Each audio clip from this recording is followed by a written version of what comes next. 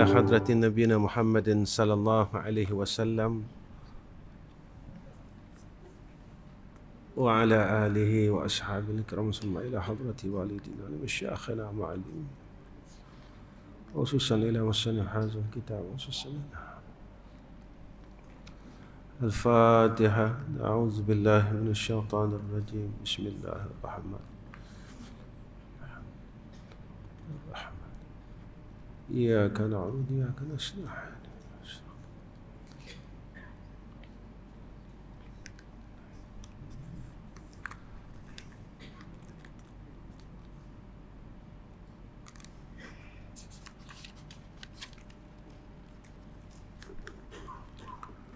السلام عليكم ورحمة الله وبركاته. الحمد لله رب العالمين، والصلاة والسلام على أشرف الأنبياء والمرسلين وعلى آله وصحبه أجمعين. اللهم ارزقنا فهم النبيين وحفظ المرسلين وإلهام الملائكة المقربين. اللهم لك الحمد وإليك المشتكى وأنت المستعان، ولا حول ولا قوة إلا بالله العلي العظيم. Pertama sekali kita banyakkan puji dan syukur pada Allah Subhanahu wa taala dengan hidayah, taufik, i'anah dan ta'yid dengan ketentuan yang baik daripada Allah Subhanahu wa taala. Hari ini, malam ini kita dapat berjumpa, masya-Allah, dalam ketentuan yang baik daripada Allah. Ya. Jadi mudah-mudahan Allah Subhanahu wa taala sentiasa mengekalkan kepada kita kurniaan kebaikan demi kebaikan. Dan ada setengah pada awalnya kita beroleh kebaikan, tetapi pada akhirnya kita diakhirkan dengan kejahatan. Na'udzubillah. Dan ada setengah orang yang pada awalnya dikurniakan kejahatan, tetapi pada akhirnya dikurniakan akan kebaikan. Dan kita tak tahu apa takdir Allah atas kita. Inilah kita berharap supaya takdir yang baik itu berlaku atas kita. Jika kita yang mentakdirkan diri kita, senang, tuan-tuan. Tetapi yang mentakdirkan kita adalah Allah Subhanahu wa taala. Dan ramai manusia dia lupa tentang takdir ini, tentang ketentuan ini. Sebab itu saya selalu nyatakan jika mana seseorang yang ada ilmu, dia rasa dia dah berada pada tempat yang baik, silap. Dan tidak semestinya ilmu yang ada pada kita mewajibkan kita beroleh kebaikan, tetapi ia asbab untuk kita beroleh kebaikan. Dan tidak semestinya seseorang yang berada di kalangan orang baik dia dapat buat baik. Tidak semestinya. Tetapi ia jalan untuk berbuat kebaikan, dan dia asbab untuk kita mendapat kebaikan. Ya. Sebab itu kita tahu tapi tak boleh buat baik. Kita tahu tapi tak boleh untuk kita meninggalkan kejahatan. Ya. Seumpama kita tahu yang Allah bersifat dengan sekian. Tapi kita tak boleh meyakini. Contohnya, kita belajar Allah Subhanahu wa taala bersifat dengan sama. Tapi kita tak boleh yakin yang Allah sentiasa mendengar perkataan kita, detik hati kita dan sebagainya. Dan kita tak pernah langsung merasakan bahawa kita di dalam pendengaran Allah.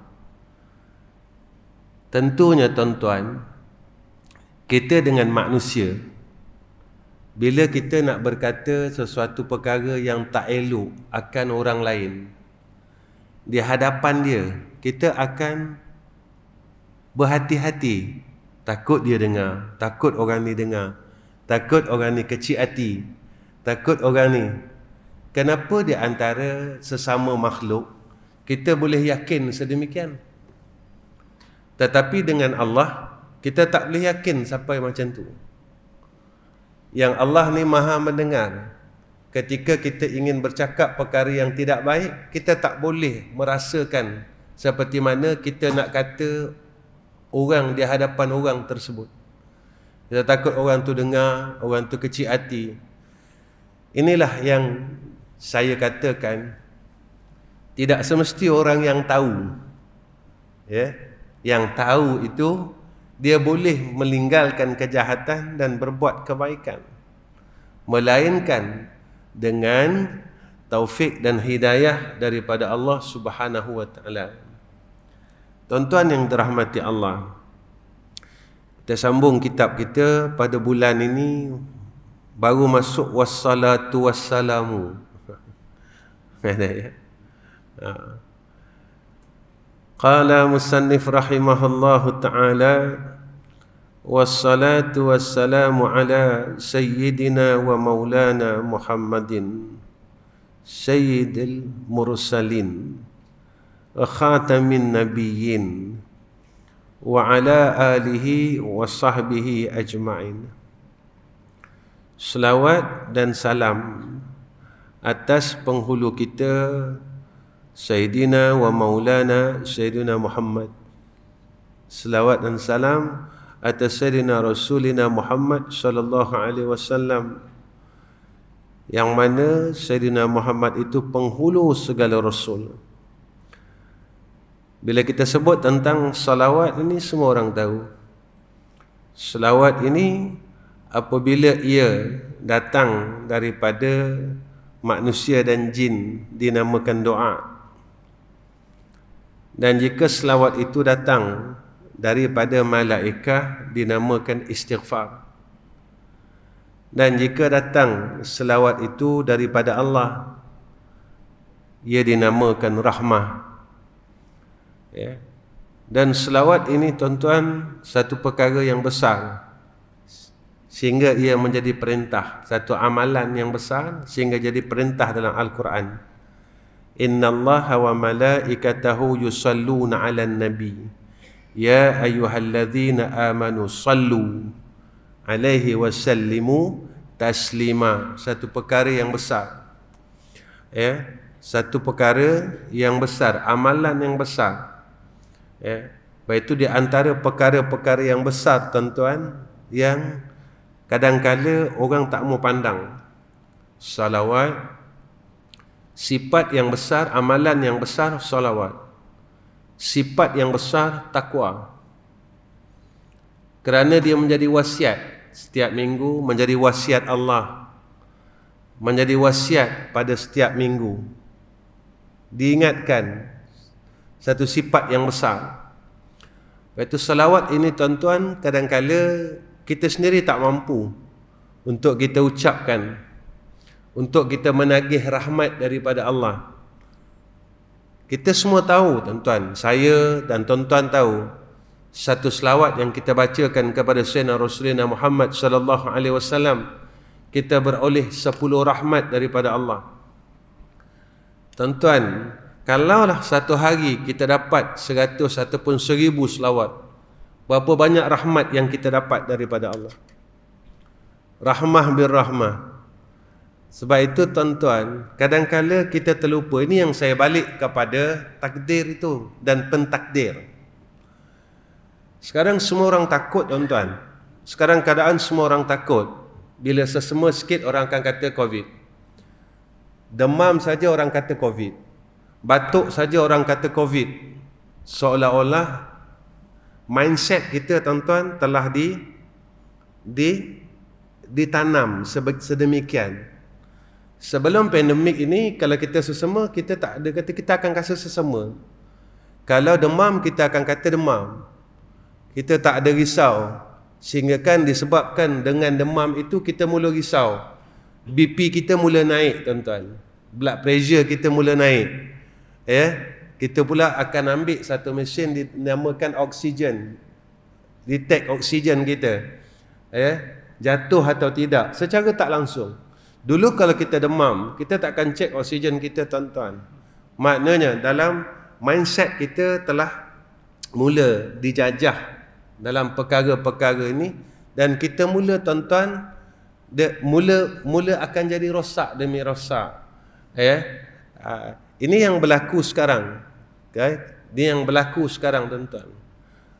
Sebab itu dan kita lupa bahawa jika mana seorang itu mempunyai rahmah daripada Allah, maka rahmat inilah yang menentukan sama ada kita ini sa'adah atau saqawah, kita ini celaka atau bahagia.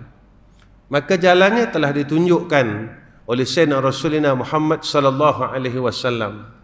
Tapi tuan-tuan, orang yang nak berselawat kepada Rasulullah, benda ini rasa kita macam Allah kecil aja.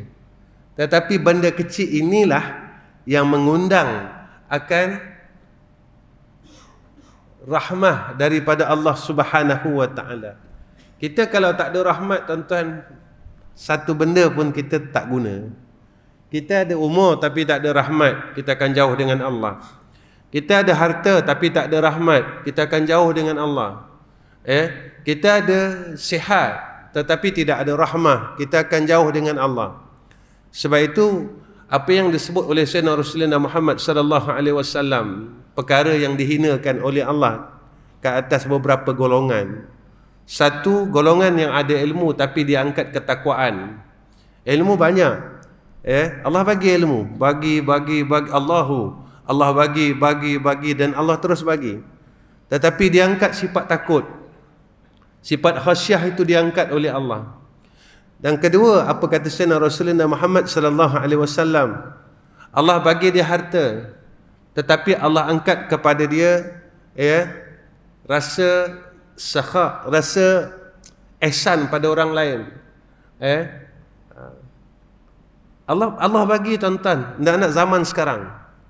Zaman sekarang, tuan-tuan, kalau kita tengok ramai orang dah mula kaya. Tetapi kekayaan yang diberikan, kalau kita tengok sekarang ramai pula orang mula sombong pula. Dengan kekayaan tu orang mula sombong, orang tunjuk kekayaan demi kekayaan. Orang tunjuk duit masing-masing. Dan kita takut, tuan-tuan, sebab perkara yang Allah berikan kepada kita bukan satu kemuliaan pada sisi Allah, tetapi satu kehinaan.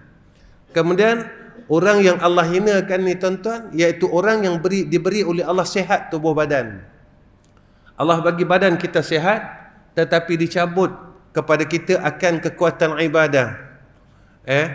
Makin dibagi sihat, dicabut kekuatan ibadah. Kita gunakan sihat kita untuk dunia, tuan-tuan.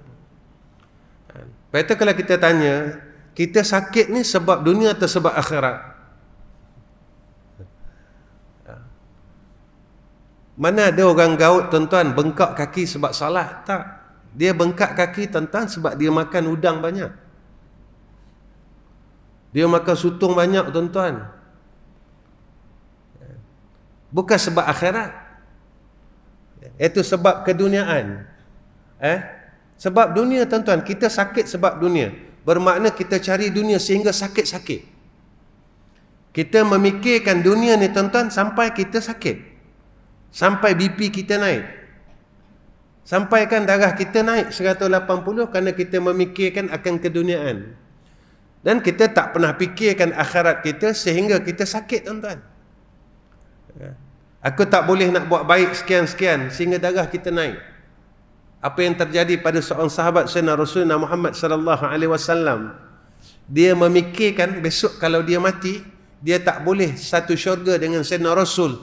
Dia sakit, tuan-tuan. Sehingga Rasulullah bertanya kepada dia, "Ya fulan bin fulan, apakah engkau sakit?" Tak, dia kata, "Aku cuma fikirkan besok kalau aku duduk dalam syurga, dapat tak aku bersama dengan kau ya Sayyidina Rasul?" Dia fikir tu, tuan-tuan, sampai dia sakit, sampai dia kurus.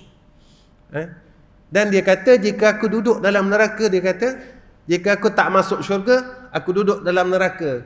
La araka abadan abada. Nescaya aku tak boleh nak melihat engkau selama-lama, kata dia. Dengan dia fikir benda tu, tuan-tuan, dia sakit. Dan kita tak pernah pun fikir sehingga sakit. Yang kita fikirkan tentang harta kita, tentang perniagaan kita sehingga kita sakit. Yang ini tuan-tuan.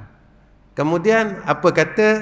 Apa di antara golongan orang yang hina, diberikan kepadanya bala tetapi diangkat kepadanya sabar dan redha. Merungut tuan-tuan. Dan kita lihat zaman ini, zaman orang suka merungut.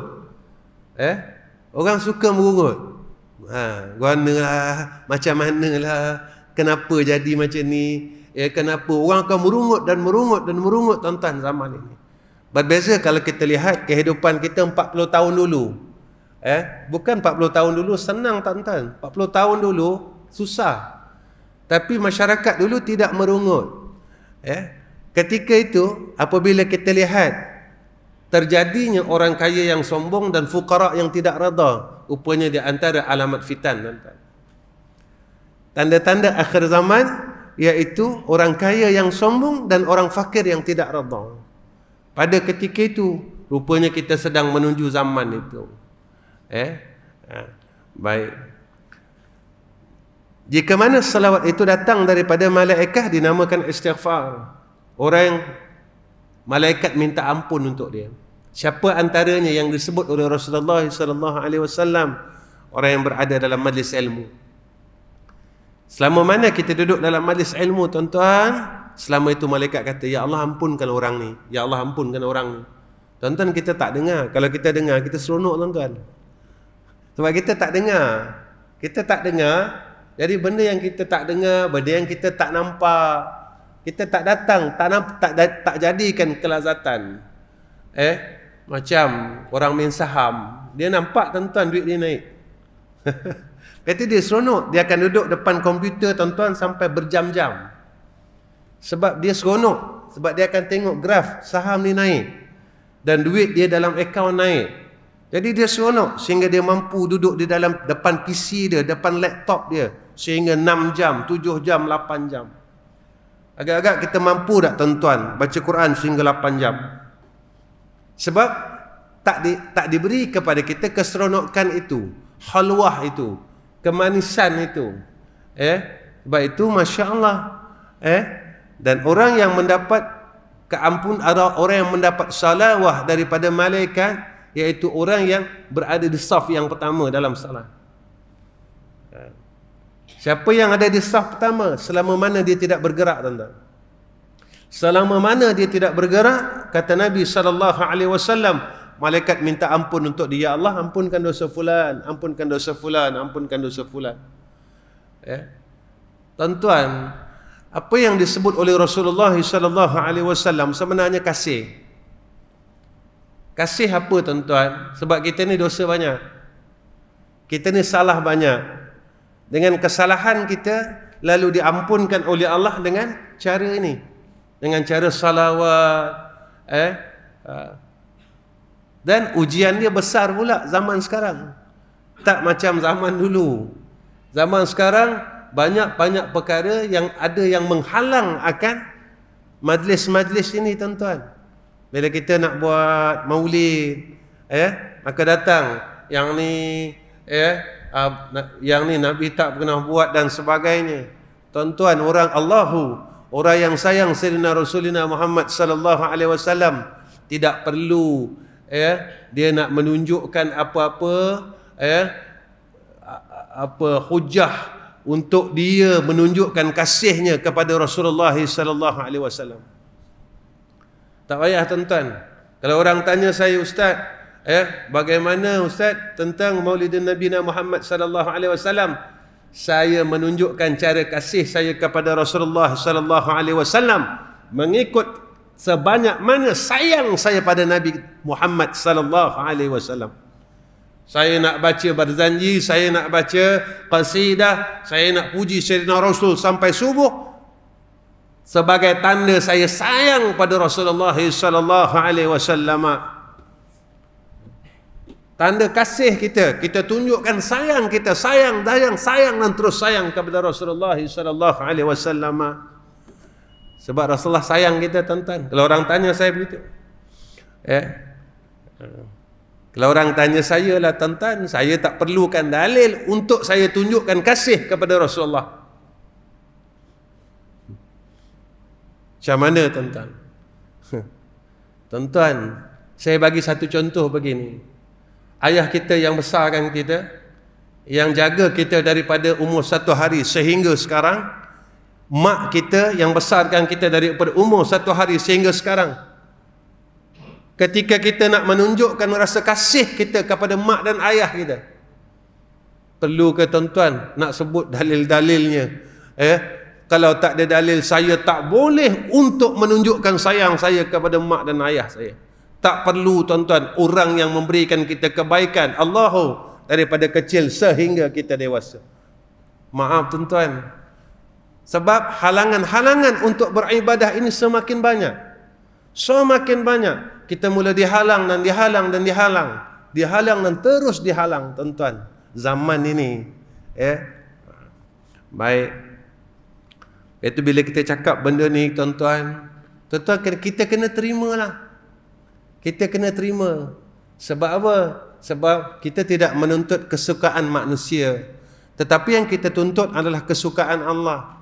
Tuan-tuan, orang yang selawat pada Rasulullah ni Allah sayang tuan-tuan. Allah sayang sebab kita menyayangi akan insan yang Allah Subhanahu wa taala kasih. Tak rugi tuan-tuan, tak rugi. Masya-Allah.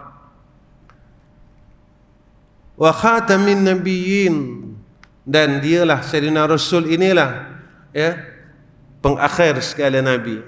Dan zaman ini tuan-tuan, Masya Allah, fitnah berlaku. Orang mengaku jadi nabi, jadi nabi, jadi nabi, jadi nabi. Zaman ini. Dan yang kita pelik tuan-tuan, orang-orang yang mempunyai ilmu, terpelajar, mengikut mereka yang mengaku nabi akhir zaman. Yang ini yang kita takut. Tuan-tuan, kalau tuan-tuan ingat dulu Rasul Melayu, Rasul Melayu di Payajaras dulu tuan-tuan. Kalau tuan-tuan ingatlah, yang ikut Rasul Melayu ni tuan-tuan bukan orang yang free hair, yang tudung labuh tuan-tuan. Yang mempertahankan Rasul Melayu ni, yang mengiyakan Rasul Melayu ni tuan-tuan, orang yang pakai kopiah. Itu yang saya katakan tentang, jika Allah Subhanahu wa taala ingin terbalikkan hati kita, tuan-tuan, bukan hak kita tetapi hak Allah. Ya muqallibal qulub, thabbit qalbi ala dinik wa ala ta'atik. Benar tak kita ini mentauhidkan Allah Subhanahu wa taala? Dalam kuliah-kuliah saya sebelum ini tuan-tuan, kitab ni sama saya mengajar di Seremban, dan tempat dia pun sama juga. Saya bagi tahu kepada sahabat-sahabat, tuan-tuan, saya cakap apa?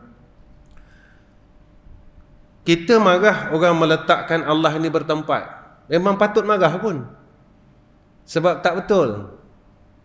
Jika kita letakkan Allah ini bertempat, tak betul. Memang tak betul. Tak benar.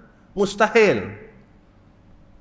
Orang bercakap tuan-tuan, golongan-golongan ini bercakap dan kita tentang. Salah, salah dan salah. Kita tak cakap tapi kita buat. Mana kita buat? Kenapa waktu di tanah haram kita takut tuan-tuan?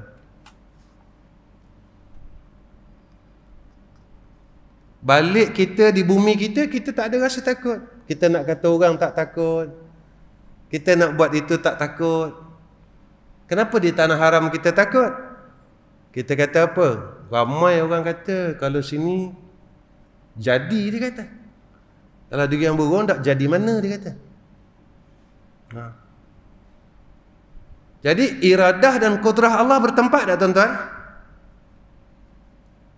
Kuasa Allah, kita meletakkan Allah itu bertempat. Kita meletakkan kudrah Allah itu lemah, ta'addud, berbilang-bilang. Di Ardul Haramain ini kudrah Allah memberi bekas. Di luar tanah halal, kudrah Allah kurang memberi bekas. Ketika kita mati tuan-tuan, agak-agak mati dalam iman ataupun mati dalam musyrik.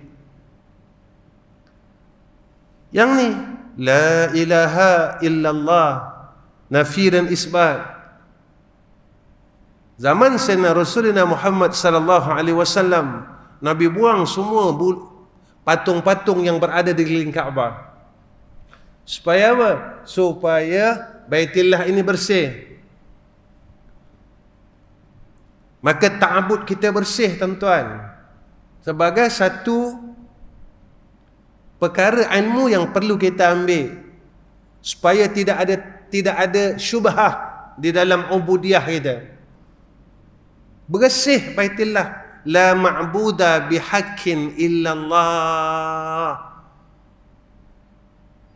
Bersih, Nabi bersihkan berhala-berhala ni, supaya ubudiyah kita terus. Tu orang tanya saya, tuan-tuan, kita semayang menghadap kiblat, dia kata, Baitullah ini, saya kata, boleh tak semayang tak ada kiblat? Macam mana, Ustaz? Sajalah gurau bulan ni, Ustaz. Gurau. Boleh tak, Ustaz? Boleh. Masa bila, Ustaz? Duduk atas? Duduk atas kapal terbang? Duduk atas kapal terbang, Ustaz? Itu ada khilaf. Kalau mengikut mazhab Imam Syafi'i, takbiratul ihram yang pertama wajib ada kiblat. Jika tak menghadap kiblat, maka dia menjadi salat menghormati waktu. Boleh tak ada kiblat, tuan-tuan, bila tuan-tuan semayang dalam Baitullah? Kalau kita semayang dalam Kaabah, tuan-tuan, tuan-tuan nak ahli mana?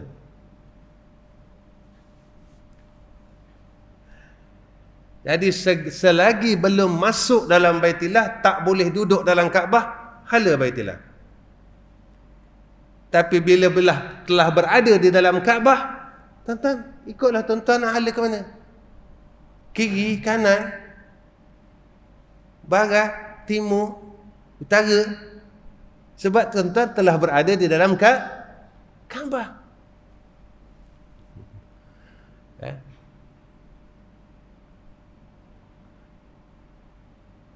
Ini ilmu dia, tuan-tuan. Bersihkan dulu berhala-berhala yang ada dalam hati kita, yang kita meletakkan. Kalau tak ada benda ni susah kita. Kan kita selalu cakap kalau tak ada duit susah. Tak pernah kita cakap kalau tak ada Allah susah. Lepas itu ketika kita merasakan selain Allah ini hilang, kita akan jadi sakit. Ketika Allah ini hilang dalam diri kita, dalam hati kita, kita tak pernah rasa sakit dan tak pernah rasa risau. Baik. Macam mana, tuan-tuan? Terlepas projek 1 juta, terlepas semayang duha, macam mana, tuan-tuan? Kita nak deal projek ni, tuan-tuan, 1 juta, lepas waktu. Oh, rasa masuk hospital kita, tuan-tuan. Terlepas semayang duha, kita tak rasa apa pun. Tak apa, esok ada lagi. Boleh tak, tuan-tuan, kita terlepas projek 1 juta, kita kata tak apa, nanti ada projek lain. Boleh tak? Tuan-tuan, agak-agak kita adil tak dengan Allah? Adil tak dengan yang memberi nikmat ini? Agak-agak kita ni, benar tak perkataan kita, Rabbana atina fid dunya hasanah wa fil akhirati hasanah wa qina azabannar? Ataupun hal keadaan kita sedang menipu Allah, yukhadi'una Allah walladzina amanu wa ma yakhda'una illa anfusahum wa ma yash'urun. Kita tak boleh bohong Allah, tuan-tuan. Saya tak boleh bohong Allah. Tuan-tuan tak boleh bohong Allah. Kerana Allah ini bersifat dengan ilmu. Dan pengetahuan Allah tidak ada batas. Dan dia tahu zahir kita dan dia tahu batin kita. Dan setiap apa yang kita buat dan terdetik dalam hati kita, dalam pandangan Allah Subhanahu wa ta'ala, dalam pengetahuan Allah Subhanahu wa ta'ala. Allahu wa ala alihi wa sahbihi ajma'in, dan atas keluarganya Sayyidina Rasulullah Muhammad sallallahu alaihi wasallam dapat rahmat, dan sahabatnya ajma'in. Satu hari Ibn Abbas bertanya kepada Sayyidina Rasulullah Muhammad sallallahu alaihi wasallam, man ali Muhammad? Siapakah keluarga Sayyidina Rasul pada umumnya? Ya, bukan keluarga pada khusus, keluarga pada amnya. Maka Rasulullah menjawab, kullu tuqa min ali. Tiap-tiap golongan yang bertakwa kepada Allah adalah daripada keluargaku, kata Sayyidina Rasulullah Muhammad sallallahu alaihi wasallam. Tuan-tuan, kalau kita nak dapat rahmat bin rahmah, rahmah bin rahmah, jadikan diri sebagai ahlut tuqa, orang yang bertakwa kepada Allah Subhanahu wa taala. Siapa ahlut tuqa? Macam mana nak jadi ahlut tuqa? Tuan-tuan, pada fiqhnya, orang yang takwa ini buat benda baik, tinggal benda jahat. Ini pada ilmu fiqh. Pada perjalanannya, buat benda baik, tinggal benda jahat. Takut dia, tuan-tuan. Dia nak buat benda jahat, dia takut. Dia nak tinggal benda baik, dia takut. Dan takwa pada usulnya, dia takut untuk melakukan kesyirikan kepada Allah. Pegangannya syirik, amalnya syirik. Man kana yarju liqa'a rabbih falyamal amalan salihan wa la yusyrik bi'ibadati rabbih ahada. Ketika kita mula menyekutukan Allah semasa kita hidup, masa tu kita keliru, tuan-tuan. Tatkala malaikat Zabaniah tanya kita, man rabbuka? Benda ni macam tak nampak macam kecil tak, tuan-tuan? Kecil. Kenapa orang tak boleh jawab Allahu Rabbi?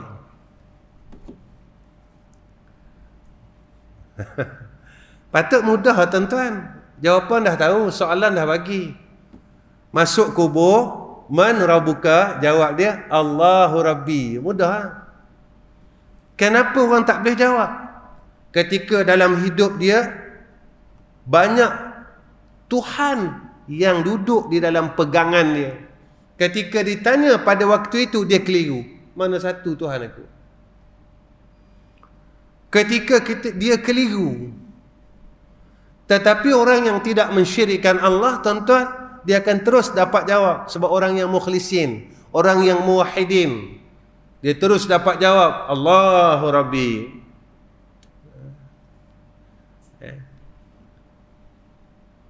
Ini kaya tak salah, tapi tak boleh bergantung dengan harta. Makhluk tak salah, tapi tak boleh bergantung dengan makhluk. Pangkat tak salah, tapi tak boleh bergantung dengan pangkat.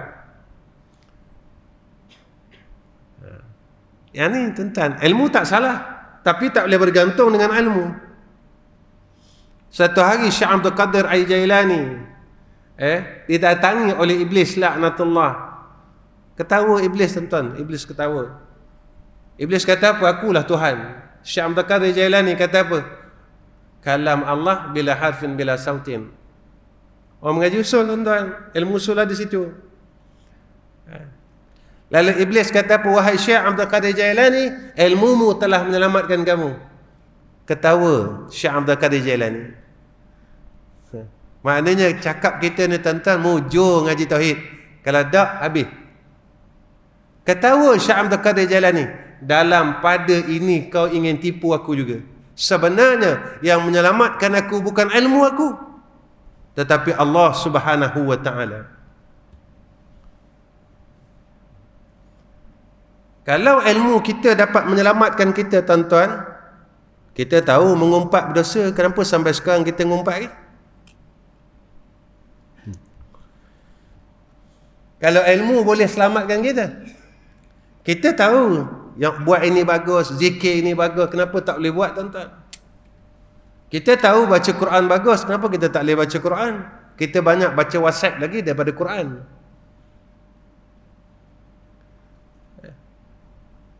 Maknanya ilmu kita ni, tuan-tuan, alat, asbab, tetapi yang memberi bekas, yang mempunyai hidayah dan taufik itu adalah Allah. Itu pergantungan, ilahun. Orang selalu tanya saya, tuan-tuan, tanya, Ustaz, macam mana? Ini begini. Tentang rezeki dan sebagainya. Saya kata tak mungkin hamba yang berada dengan Tuhan yang zat Tuhan yang maha kaya dia miskin. Kita kalau ayah kita kaya, kita anak yang kaya. Takut ke kita tuan-tuan? Ayah aku kaya. Kita boleh percaya dengan ayah yang kaya, Allah. Tapi kita tak boleh percaya dengan zat yang maha kaya.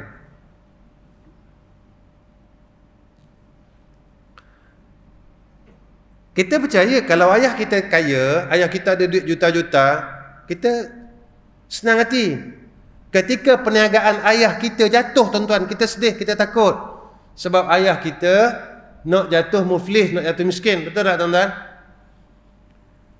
Tapi kita tak boleh, tuan-tuan, nak yakin. Kita tahu, tapi tak boleh percaya. Kita tahu, tapi kita tak boleh yakin. Allah zat yang maha kaya, dan aku adalah hamba kepada zat yang maha kaya. Kita tak boleh yakin. Ya. Minta maaf tuan-tuan, ni cara saya mengajar kitab tauhid. Sebab saya tak suka cepat khatam. Saya suka khatam isi kitab. Kalau kita belajar tauhid, tuan-tuan, kita tak boleh mentauhidkan Allah, rugi, tuan-tuan. Lepas kita risalah tauhid, kita belajar pula Aqidatun Najin, tak guna, tuan-tuan. Sebab benda sama. Ilmu tulah. Itu juga yang dibahaskan. Kita belajar sifat wujud, tuan-tuan. Tapi kita tak rasa wujud Allah. Bertahun, tuan-tuan, bertahun-tahun, puluhan tahun. Tapi wujud makhluk kita rasa. Kita rasa wujud makhluk, tetapi kita tak rasa wujud Khalik. Tak rasa, tuan-tuan, wujud Khalik kita tak rasa.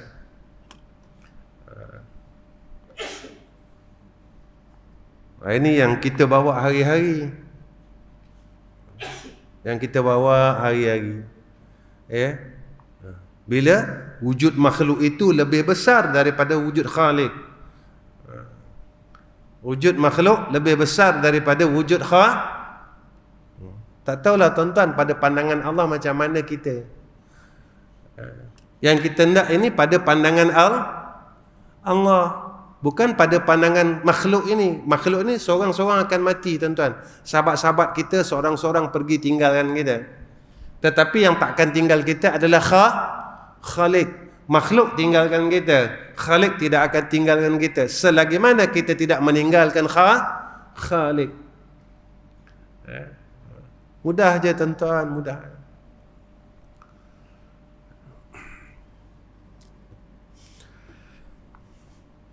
Itu takut pada usul. Takut pada tasawuf, tuan-tuan. Itu ulama' dia bahas siapa orang yang takut pada tasawuf, pada perjalanan ilmu tasawuf, dalam amalan kena ada warak, tuan-tuan. Dia akan takut, dia akan takut apa yang dia buat ini betul tak pada Allah. Itu yang dia selalu jaga. Yang dijaga adalah perjalanan qalbun dia. Itu saya beritahu, tuan-tuan. Di sini kita boleh tipu orang, tapi kat sini tak boleh. Kat sini tak boleh.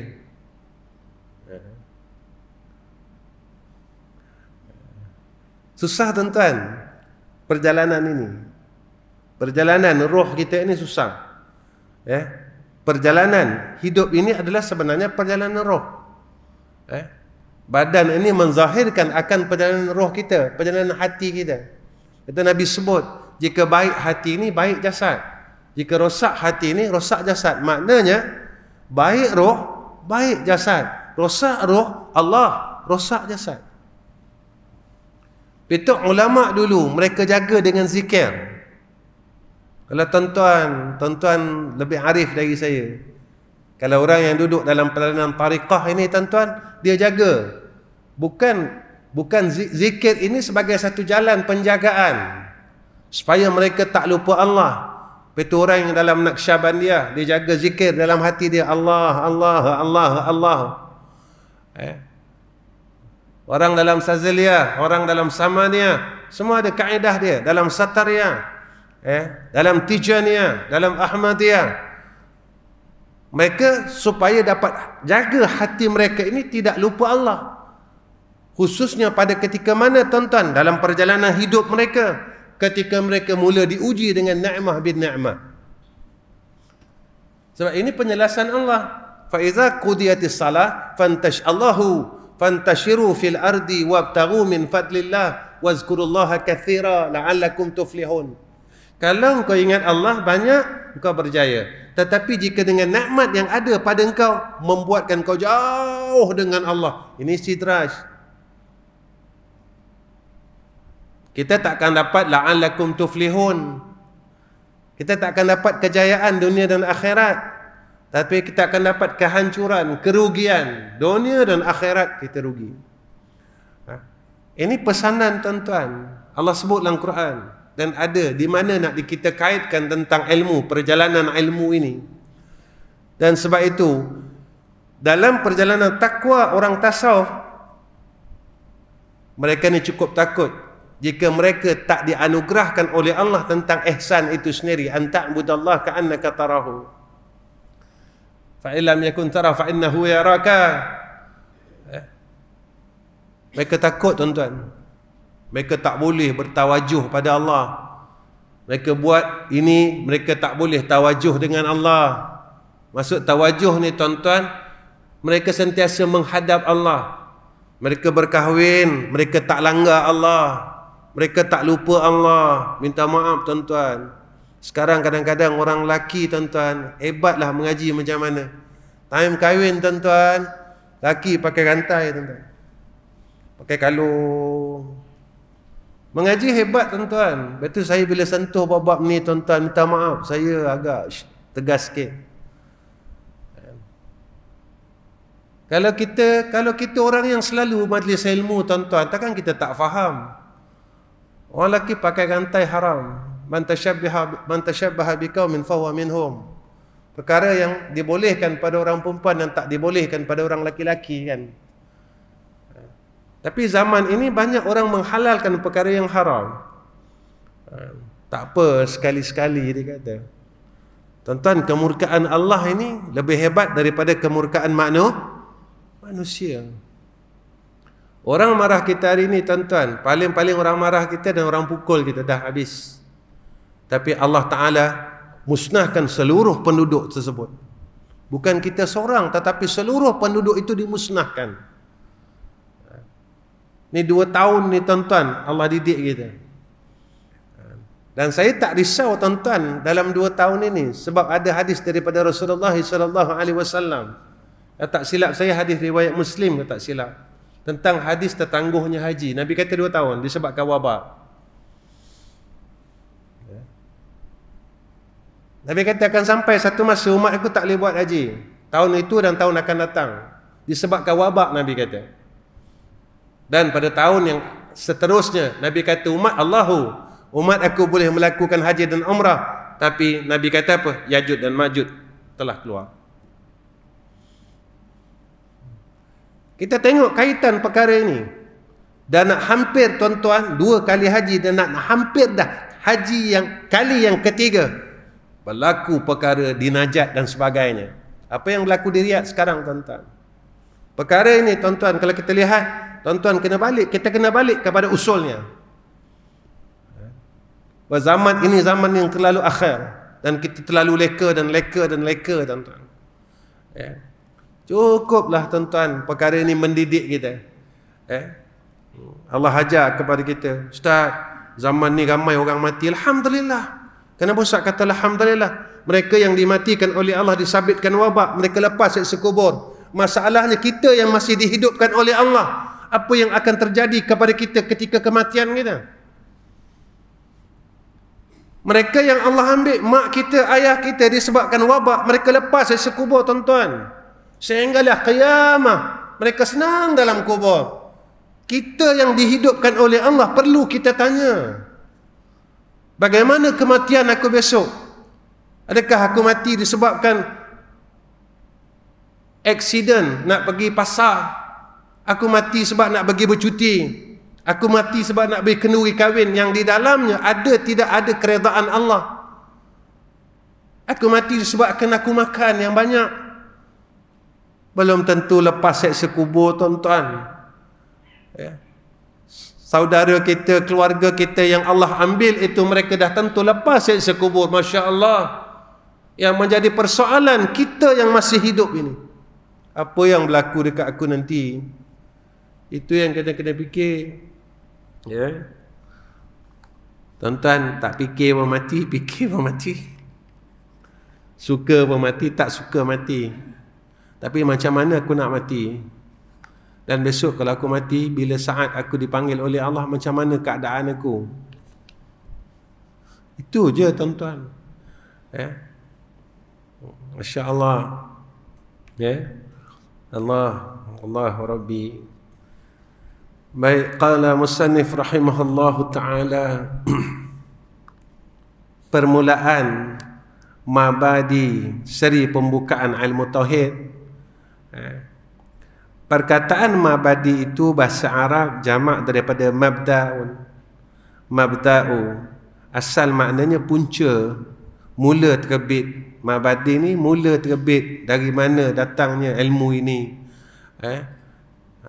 ke mana hala tujunya, ya, ilmu tauhid ini, di mana ambilnya ilmu tauhid. Begitu juga ilmu tasawuf, ya, di mana tempat hantarannya dan sebagainya. Ya. Kita berhenti ke apa, Ustaz? 8.30, 8.20 sekejap lagi. Ya. Lena, isyak ke apa? Masuk dah. Oh, terlebih dah ni. Boleh. Kita berhenti sikit. Kalau gitu saya baca atas ni, kita berhenti. InsyaAllah bulan ada masa kita jumpa, saya sambung balik insyaAllah. Sebab maksudnya ialah keterangan yang ringkas. Yang ni mabadi, tentang punca terbit ilmu tauhid ini. Bila kita tahu tentang punca ilmu, senang. Tapi jangan lupa, ya, bila semua benda ada punca, kita pun ada punca, tuan-tuan. Ini dikait pada ilmu. Jika dikait pada kita, ada bahasnya pula. Sebab kita lupa punca. Kita lupa kita ni dari mana, kita dijadikan, kenapa kita dijadikan, di mana tempat ambil kita ni, asal kita ni dari mana. Bila kita lupa kita punya mabadi juga. Kita cerita tentang mabadi ilmu, tetapi mabadi orang yang sedang menuntut ilmu ni kita lupa. Ketika kita lupa tu, tuan-tuan, kita ada ilmu. Ketika itu kita mula menjahilkan orang lain. Sebab kita lupa mabadi kita lupa. Kita ingat mabadi ilmu, tetapi kita lupa mabadi kita. Di mana hantaran kita. Kita ni Allah, wa ma khalaqtul jinna wal insa illa liya'budun ini. Kita lupa Allah jadikan kita sebab takarrub. Wa ma khalaqtul jinna wal insa illa liya'budun. Ni tempat hantaran kalau diri kita. Tapi kita gunakan hidup ini takarrub ke atau apa? Nanti Allah tanya, tuan-tuan, dan semua perkara Allah akan tanya. Summa la tus'alunna yauma izin 'anil na'im. Semua nikmat ni akan ditanya oleh Allah Subhanahu wa taala. Atau tujuan sesuatu ilmu sebelum membaca atau belajar ilmu itu. Hari ini orang yang sebut seri pembukaan atau anggaran dasar ataupun mabadi. Baik, adalah mabadi ilmu tauhid itu 10 perkara, wallahu alam. Sampai situ, tuan-tuan. InsyaAllah ada umur kita jumpa, tuan-tuan, ya. Kalau tak ada umur pun jumpa juga, tapi kita jumpa kat alam barzah. Kalau kita ada umur, kita akan jumpa dan kita minta pertemuan kita ini dalam rahmat. Kita jumpa dalam keadaan kita dapat buat baik, tuan-tuan. Sebelum saya tinggalkan tuan-tuan, saya bacalah satu doa. Sebab kita duduk dalam pembicaraan selawat. Saya baca satu doa. Doa ini saya rasa saya pernah bagi dekat masjid ini, lama dulu dah. Itu doa untuk kita dapat jumpa Rasulullah SAW. Tuan-tuan, satu nikmat yang di antara nikmat yang besarlah dalam hidup kita. Orang yang boleh, orang yang dapat, tuan-tuan, menatap wajah Sayyidina Rasulullah Muhammad sallallahu alaihi wasallam. Inilah satu nikmat selepas daripada nikmat iman dan Islam. Nikmat ini tuan-tuan memang hebat. Haraplah sangat tuan-tuan dapat kita tengok wajah Sayyidina Rasul. Berharaplah, cukup berharap. Cukup berharaplah dengan Allah Subhanahu wa taala sebelum kita mati. Saya baca 3 kali tuan-tuan. Ya Nuran Nur, Ya Mudabbiral Umur, Balligh anni ila ruhi Sayyidina Muhammad wa arwahi ali Muhammad tahiyatan wa salama.